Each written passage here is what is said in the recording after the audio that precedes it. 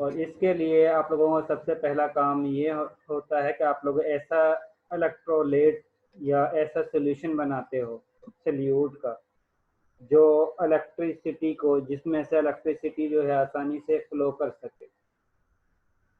Electrolyte को हम further to type में डिवाइड करते हैं। एक होता है वीक इलेक्ट्रोलाइट और दूसरा होता है स्ट्रॉन्ग इलेक्ट्रोलाइट। वीक इलेक्ट्रोलाइट ऐसा इलेक्ट्रोलाइट होता है जो वाटर के अंदर कंप्लीटली आयोनाइज नहीं होता, आयन में कन्वर्ट नहीं होता।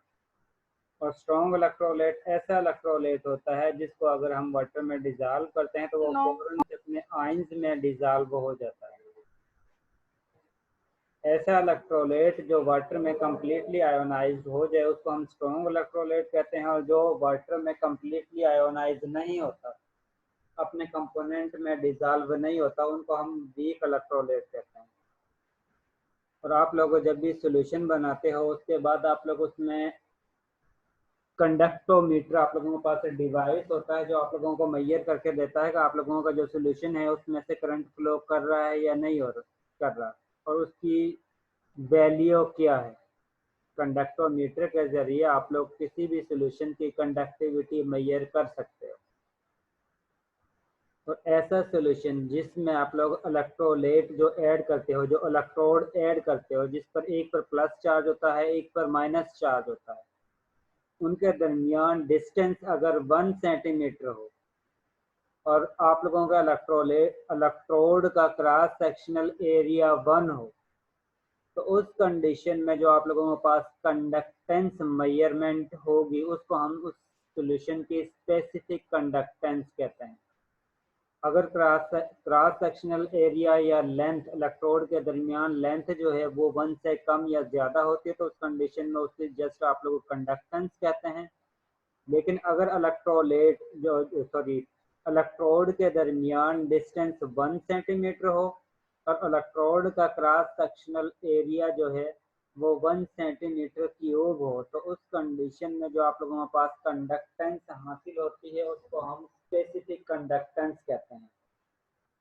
और जब भी आप लोग किसी भी सॉल्यूशन की कंडक्टेंस शो करते हो, मेजर करते हो, तो उस कंडीशन में वो सॉल्यूशन ओहम्स लॉ को ओबे करता है।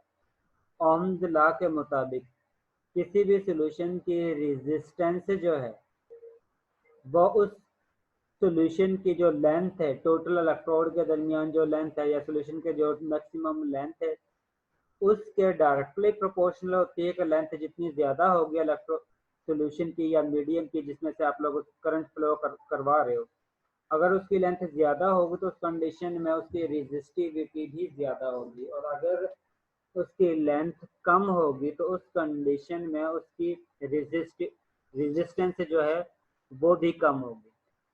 इसके साथ दूसरा पॉइंट है कि रेजिस्टेंस जो है उस मीडियम के जिसमें से आप लोग करंट फ्लो करवा रहे हो उसके क्रॉस सेक्शनल एरिया के इनवर्स रिलेशन है। क्रॉस सेक्शनल एरिया ज़्यादा होगा तो उस कंडीशन में रेजिस्टेंस कम होगी, और अगर क्रॉस सेक्शनल एरिया कम है तो उस कंडीशन में रेजिस्टेंस ज़्यादा होगी।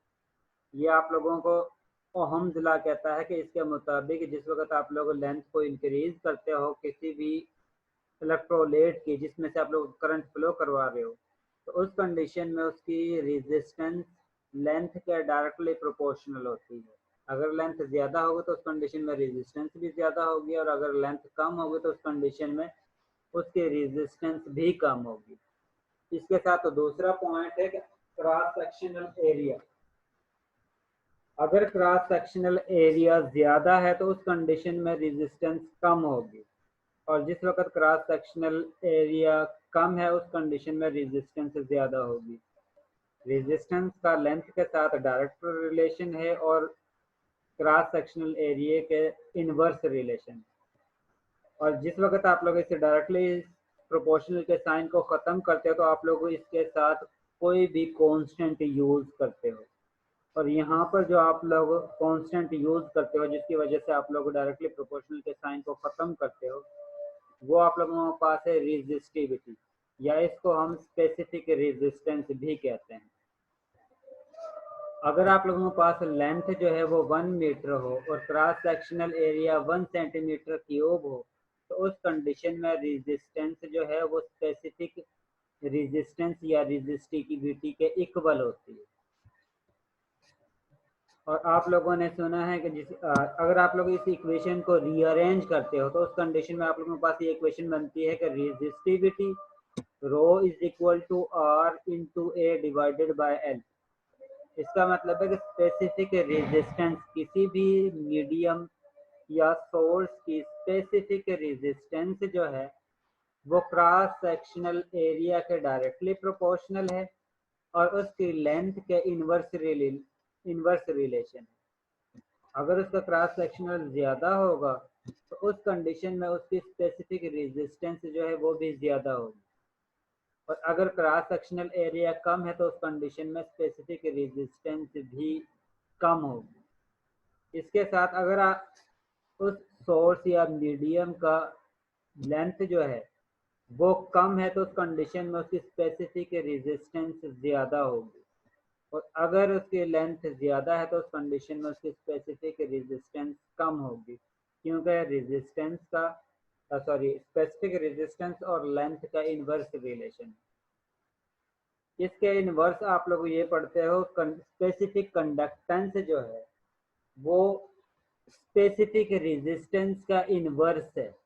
अगर आप लोग स्पेसिफिक रेजिस्टेंस का रेसिप्रोकल लेते हो तो उस कंडीशन में आप लोगों के पास स्पेसिफिक कंडक्टेंस हासिल होती है, और जिसको आप लोग पापा से शायद शो करते हो, कैपिटल के से इंडिकेट करते हो स्पेसिफिक कंडक्टेंस को।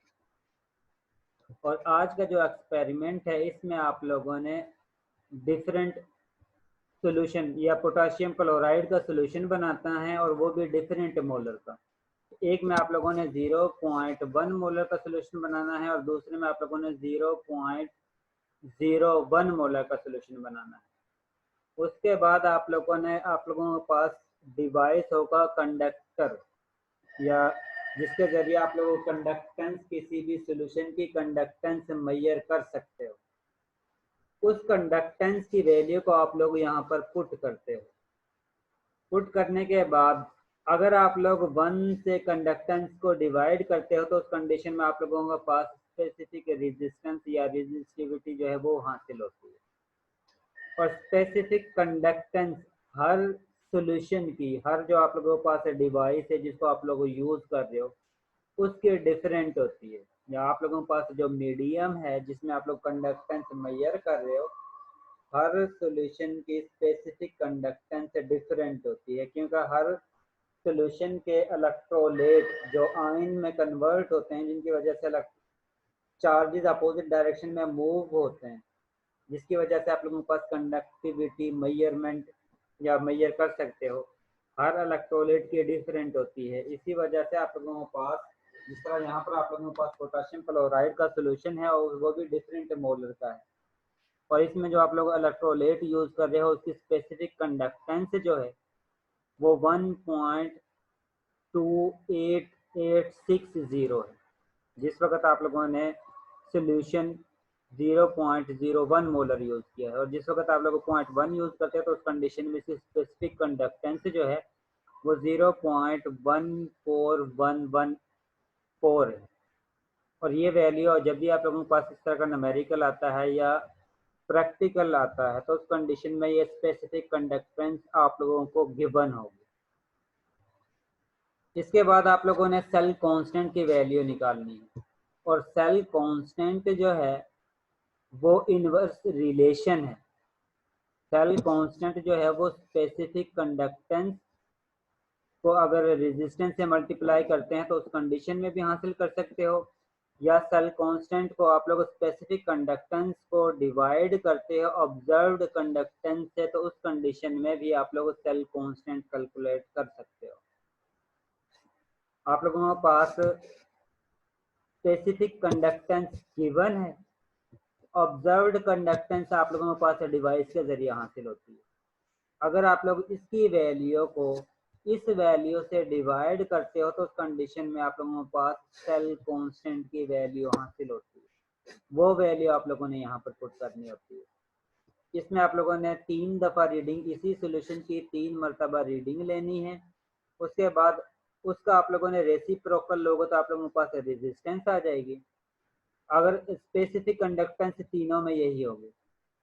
आप लोगों ने इस वैल्यू को, आप लोगों के पास जो कंडक्टेंस की वैल्यू हासिल हुई है उससे डिवाइड करोगे तो आप लोगों के पास सेल कांस्टेंट की वैल्यू हासिल होगी। इसी तरह दूसरी मरतबा आप लोगों ने जो कंडक्टेंस हासिल की है उसको इससे डिवाइड करोगे तो आप लोगों के पास सेकंड सेल कांस्टेंट की वैल्यू आ जाएगी। इसी तरह आप लोगों ने थर्ड की निकालनी। इसके बाद आप लोगों ने दूसरा सोल्यूशन बनाना है, और सोल्यूशन बनाना तो आप लोगों को आता है क्योंकि आप लोगों को सोल्यूशन जो है वो मोलैरिटी की बेस पर, कि जो आप लोगों के पास इक्वेशन है molarity is equal to mass of solute divided by molar mass of solute into 1 over volume of solution in dm cube। ये आप लोगों ने इक्वेशन यूज करनी है और इसके जरिए आप लोगों ने पोटेशियम क्लोराइड का 0.01 मोलर और 0.1 मोलर के दो सोल्यूशन बनाना है और उनकी आप लोगों ने कंडक्टेंस जो है वो मेजर करनी है। अगर कंडक्टेंस का इनवर्स लेते हो तो उस कंडीशन में आप लोगों के पास रेजिस्टिविटी हासिल हो जाएगी। और जिस वक्त स्पेसिफिक कंडक्टेंस आप लोगों को गिवन होगी, इसके बाद आप लोगों ने इसका सेल कांस्टेंट निकालना है और सेल कांस्टेंट जो है वो specific conductance ratio observed conductance जो आप लोगों के पास वैल्यू आती है उसको डिवाइड करते हो तो आप लोगों के पास जो वैल्यू आएगी उसको हम कहते हैं सेल कांस्टेंट। आज के एक्सपेरिमेंट में जस्ट इतना ही है कि आप लोगों ने सोल्यूशन बनाना है डिफरेंट 0.01 मोलर का और 0.1 मोलर का। उसके बाद आप लोगों के पास डिवाइस होगा जिसके जरिए आप लोगों का कंडक्टेंस जो सोल्यूशन बनाया हुआ है उसमें आप लोगों ने वो कंडक्टोमीटर ऐड कर जस्ट डिप करना होता है। जिस वक्त आप लोग उसको डिप करते हो फौरन से आप लोगों के पास कंडक्टोमीटर जो है वो रीडिंग प्रोवाइड कर देता है। वो रीडिंग आप लोग यहाँ पर पुट कर देते हैं। उस वैल्यू का अगर आप लोग रेसिप्रोकल लेते हो तो उस कंडीशन में आप लोगों के पास रेजिस्टेंस हासिल होती है। इसके बाद अगर आप लोग स्पेसिफिक रेजिस्टेंस को इस कंडक्टेंस से डिवाइड करते हो तो आप लोगों के पास सेल कांस्टेंट की वैल्यू हासिल हो जाती है। और वही आप लोगों ने रिजल्ट में लिख देना है कि आप लोगों ने डिफरेंट मोलर का सोल्यूशन यूज किया है और उस कंडीशन में आप लोगों के पास जो भी कंडक्ट सेल कांस्टेंट और कंडक्टेंस की वैल्यू हासिल हुई है वो आप लोगों ने साथ में लिख देनी है। इसके साथ मैं आप लोगों को एक वीडियो दिखाता हूँ जिसमें इसका प्रोसीजर जो है वो शेयर किया हुआ है तो किस तरह आप लोगों ने इसको नोट करना है।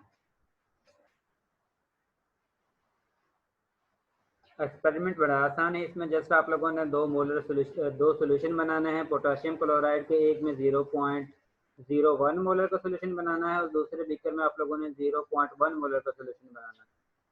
उसके बाद आप लोगों ने जस्ट जो आप लोगों के पास कंडक्टोमीटर है उसको उस सोल्यूशन में डिप करना है। जिस वक्त आप लोग कंडक्टोमीटर को उसमें डिप करोगे तो आप लोगों के पास वैल्यू हासिल हो जाएगी और उस वैल्यू को आप लोगों ने रेसिप्रोकल लेते हो तो उस कंडीशन में आप लोगों के पास रेजिस्टेंस हासिल हो जाती है। और सेल कांस्टेंट जो है वो specific conductance versus ratio observed conductance जो आप लोगों के पास हासिल हुई है उसको आप लोग डिवाइड करोगे स्पेसिफिक कंडक्टेंस से तो आप लोगों के पास सेल कांस्टेंट की वैल्यू हासिल हो जाएगी।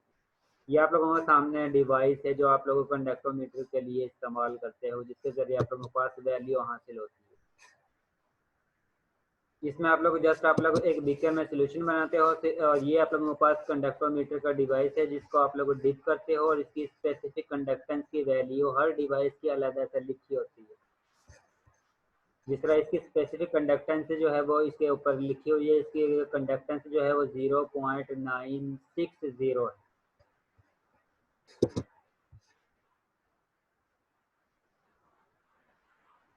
आप लोगों ने जस्ट सोल्यूशन बनाना है बीकर के अंदर और बीकर में इस डिवाइस को डिप करना है। जिस वक्त आप लोग डिप करोगे तो आप लोगों के पास रीडिंग डायरेक्ट रीडिंग जो है वो मेजर हो जाएगी और उसको आप लोग नोट कर लेते हैं। जिस तरह ये आप लोगों के पास बीकर है, बीकर में आप लोगों ने सोल्यूशन बनाया है और इस सोल्यूशन में जिस वक्त आप लोग इसको डिप करोगे तो उस कंडीशन में कंडक्टोमीटर रीडिंग शो करेगा और वो रीडिंग आप लोगों ने नोट कर लेनी। जिस तरह यहाँ पर आप लोगों के सामने रीडिंग नजर आ रही है कि ये फ्लक्चुएट हो रही है वैल्यू जो है। आप लोगों ने वो वैल्यू नोट करनी है जिस वक्त इसकी वैल्यू फिक्स हो जाएगी, वेरिएबल इसमें कोई चेंजिंग नहीं आएगी, वो कंडक्टर लास्ट रीडिंग आप लोगों ने मेजर करके फिर वो नोट करनी है। तो जिस तरह अभी पहले फ्लक्चुएट हो रहा था, चेंज हो रही थी वैल्यू, तो उस कंडीशन में आप लोगों ने वो वैल्यू नोट नहीं करनी। जिस वक्त इसकी वैल्यू फिक्स आ जाएगी, जिस वक्त उसमें मजीद चेंजिंग नहीं होगी वैल्यू में, वो वैल्यू आप लोगों ने नोट कर लेंगे। जिस वक्त आप लोगों ने इसमें स्टार्टिंग आप लोगों ने ऐड किया था, ऐड करने के बाद इसमें देखें चेंजिंग शुरू हो गई है। ये 9 से ये लिखा हुआ है 995, 996 हो गया, 997 हो गया, 8 हो गया। इसका मतलब है अभी वैल्यू चेंज हो रही है। तो इस कंडीशन में आप लोगों ने वैल्यू नोट नहीं करनी है, आप लोगों ने उस वक्त वैल्यू नोट करनी है जिस वक्त इसकी वैल्यू फिक्स हो जाएगी, जिससे मजीद इसकी वैल्यू चेंज नहीं होगी। जिस तरह अब आप इसकी वैल्यू जो है वो फिक्स हो गई है, वो 1003 पर फिक्स हुई है, इसका मतलब है ये इसकी फिक्स वैल्यू है, और वो आप लोगों ने नोट कर लेनी है। इसके बाद दोबारा से इसमें से इसको रिमूव करना है, इसको वॉश करना है, वॉश करने के बाद फिर दोबारा से इसमें डिप करना है, फिर इसकी रीडिंग वैल्यू जो है वो नोट कर लेनी है। इसके ज़रिए आप लोगों के कंडक्टिविटी जो है वो मैयर हो जाएगी। और उसके बाद अगर आप लोगों उसका इन्वर्स लोगे तो उस कंडीशन में आप लोगों के पास उस सॉल्यूशन के रेजिस्टेंस मैयर होगी। कंडक्टेंस आप लोगों ने यहाँ पर लिख देनी है, जो आप लोगों के पास वहाँ से वैल्यू नोट आएगी। उसके बाद अगर इसको 1 से डिवाइड करोगे इस वैल्यू को, तो आप लोगों के पास रेजिस्टेंस हासिल होती है। स्पेसिफिक रेजिस्टेंस गिवन है, आप लोगों ने स्पेसिफिक रेजिस्टेंस से कंडक्टेंस स्पेसिफिक कंडक्टेंस गिवन है, स्पेसिफिक कंडक्टेंस से ऑब्जर्व कंडक्टेंस को डिवाइड करते हैं, तो उस कंडीशन में आप लोगों के पास सेल कांस्टेंट की वैल्यू आएगी। और इन दोनों सॉल्यूशन की आप लोगों ने इसी तरह वैल्यू नोट करनी है। ठीक है, बस इतना सा आप लोगों का एक्सपेरिमेंट है आज का जो है। इसमें अगर आप लोगों को कोई भी कंफ्यूजन है तो वो आप लोग पूछ सकते हो।